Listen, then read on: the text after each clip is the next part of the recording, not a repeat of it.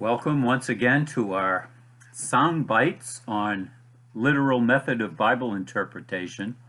And today we're going to look at some distinctions between dispensationalism and Reformed theology with respect to the literal method of Bible interpretation. Now, we mentioned last time that the literal method does see the need to interpret certain words and expressions as figures of speech. Obviously, there are countless figures of speech in the Bible. That's perfectly consistent with the literal method of interpretation, to acknowledge such.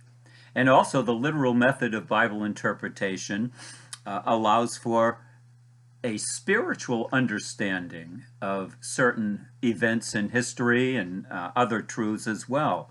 Our critics say it's an either-or situation. Either we stick to the Bible literally in every single thing that it says, or not at all. And our view is that, yes, we do use the literal method of interpretation, but that's not opposed to seeing a spiritual intent in a text or in an event. And maybe we could illustrate this. It might help us to understand it a little better. Just consider Israel's history in Egypt, the time of their departure, the Exodus, the events that occurred around that time.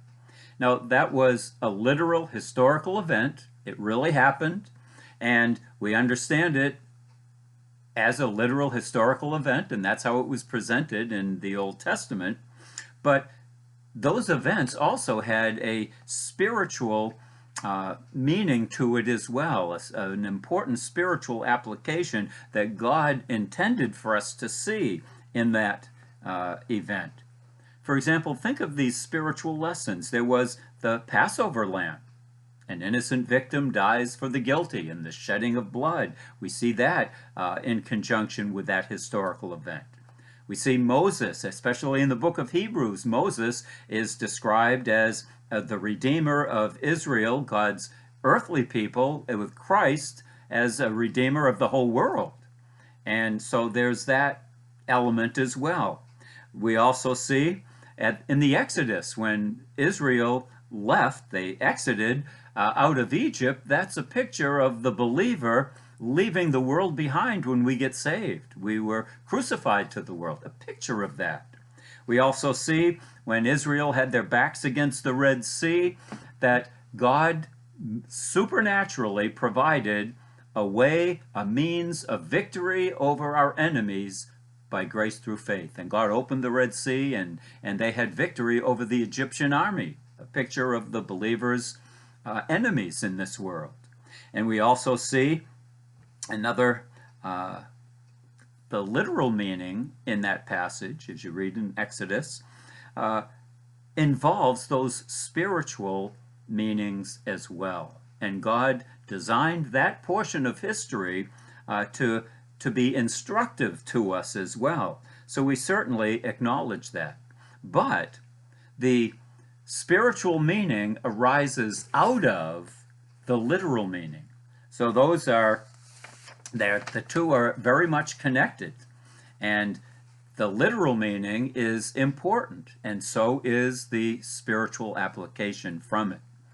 So we want to distinguish, however, between the literal interpretation and an application from that interpretation.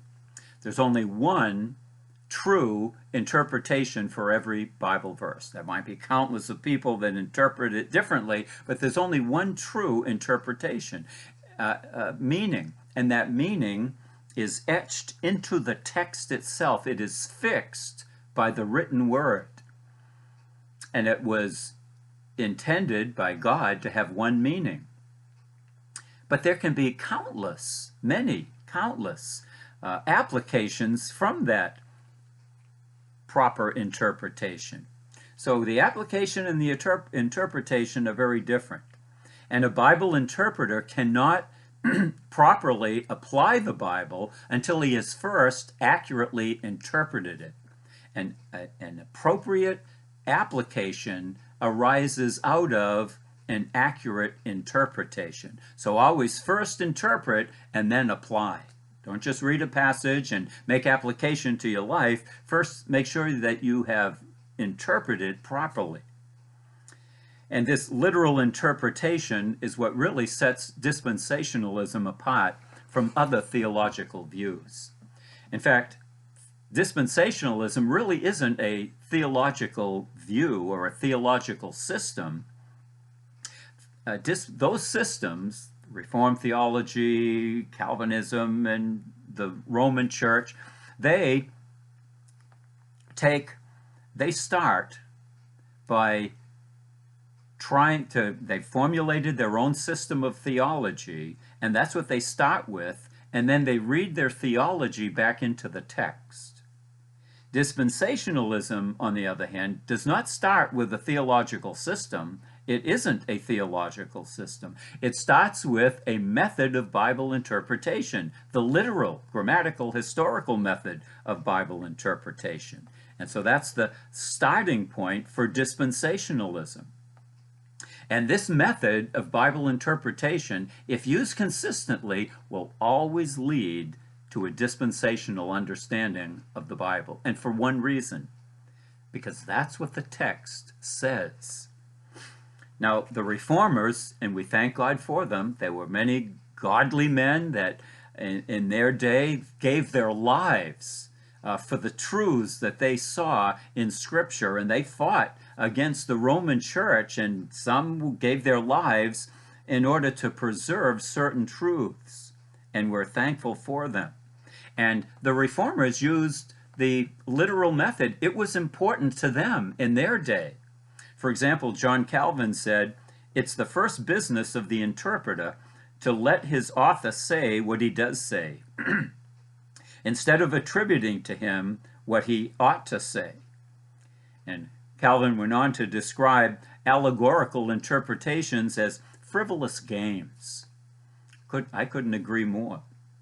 Martin Luther said, "I have grounded my preaching upon the literal word. He that pleases may follow me, and he that will not may stay." So Martin Luther, as well as Calvin, believed in the literal method of Bible interpretation. And we owe a debt of gratitude to the Reformers in this way, because of how they dealt with soteriology and also the literal method of Bible interpretation. The problem was they didn't use it consistently. They used it in areas of soteriology, obviously, but when it came to prophecy or ecclesiology, they abandoned the literal method and they went back to allegorizing and spiritualizing things. And there are countless examples of the way that Reformed theologians inconsistently use the literal method of Bible interpretation. Just think about the many prophecies of the first coming of Christ. And all of those prophecies that have been fulfilled literally. For example, Zechariah said that Christ would come riding upon an ass and a colt, the foal of an ass. He would come on a donkey or a mule. And that's exactly how Christ came in his triumphant entry into the city of Jerusalem. So it was a perfectly literal meaning that the prophet Zechariah gave us. Micah said that Christ would be born in Bethlehem Ephrathah. So where was Christ born? Not just in any little village in Judah, but in that particular village. And so the prediction of Micah in Micah 5:2 was to be understood in the literal sense, and it was fulfilled literally. Read Psalm 22. There are quite a few prophecies about Christ's suffering.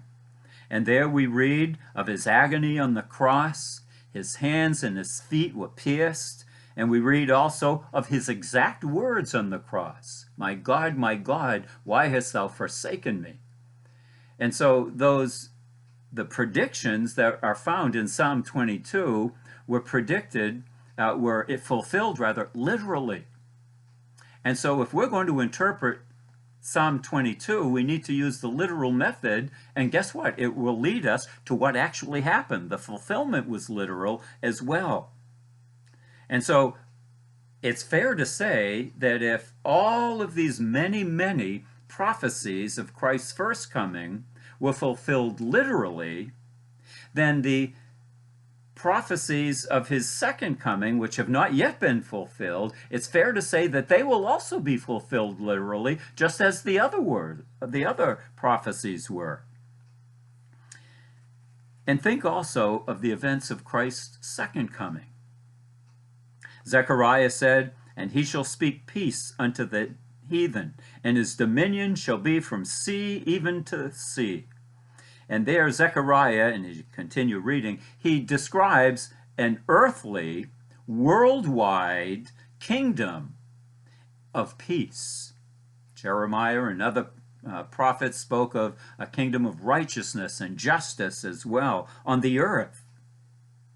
And so how does a well-known Reformed theologian interpret those words? Matthew Henry says, "The king has and will have a kingdom, not of this world, but a spiritual kingdom, a kingdom of heaven. His kingdom, as far as it prevails in the minds of men and has ascendant over them, will make them peaceable." So look what he does with those prophecies of the second coming of Christ and the kingdom that he establishes at that time. He says it's not a literal kingdom on the earth, like Daniel and Zechariah and many others say, but rather it's a kingdom in the mind of the believer, or the heart of the believer. And this kingdom is a kingdom of peace, in as long as the believer is yielded to Christ and allows him to reign in his heart, then he will experience peace. And so that completely undermines what the prophets actually said, what the text actually says. The kingdom that the prophets predicted was an earthly kingdom, not a spiritual kingdom in the heart. And Isaiah 35, read it. It speaks about the conditions on earth during the millennial reign of Christ. "The desert shall rejoice and blossom as the rose."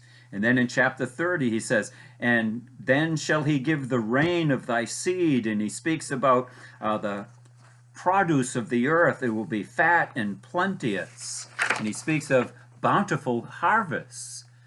And then Amos says, in Amos 9:15, God said, "I will plant them in their land."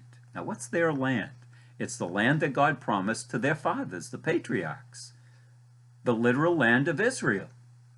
And God is going to give them all of that land. Those promises have never yet been fulfilled, but they will be completely and literally fulfilled in the future kingdom, when God gives them their land back. So how does a reformer like John Calvin interpret these passages? He says, the prophets describe the felicity or the happiness or the joy which shall be under the reign of Christ, meaning the spiritual reign in the heart. And we know that whenever the prophets set forth promises of a happy and prosperous state to God's people, they adopt metaphorical expressions. So that when the prophets predicted a kingdom that really sounds like what the dispensationalists teach, then it must be metaphorical. And we have to interpret it in a different manner and give it another meaning other than what the text actually says. That's telling. And what about the promise of the land when Christ returns to establish his kingdom? Calvin said, "As far as God assigns to us a certain habitation," meaning a land, "and is pleased to make us rest in quietness, this is what the prophet means by saying, 'I will plant them in their own land.'" No, it isn't. When God says he will plant them in the land, their land, he meant the land that he promised them, and they will inherit it one day. It doesn't mean that we'll be able to rest in quietness in our hearts. This is stretching the meaning of what the prophets intended. It's departing from the literal method of Bible interpretation, and look where it gets you. You could almost give it any meaning you want. But you know, if you stick to a literal method of Bible interpretation, you will become a dispensationalist. And even our theological adversaries, those who oppose dispensationalism, admit this. And let me just quote from Donald Bloch, I think that's how you pronounce it. He said, "We need to reaffirm Scripture as the unerring rule for faith and practice," good so far, "but we must avoid the hermeneutics of biblical literalism." Just don't take it at face value. And then he goes on to say, "which leads us into both scientific creationism with its young earth theory and dispensationalism." So here is a man a liberal, who sees himself, he quoted of himself, he was somewhere between neo-orthodoxy and far right-wing orthodoxy. He described himself as a progressive and ecumenical Orthodox theologian, not exactly a solid fundamentalist. And he said that if you take the Bible at face value, he says, don't do that, because if you do, you'll end up believing that the world was created in a week. You'll end up becoming a dispensationalist. And why does he say that?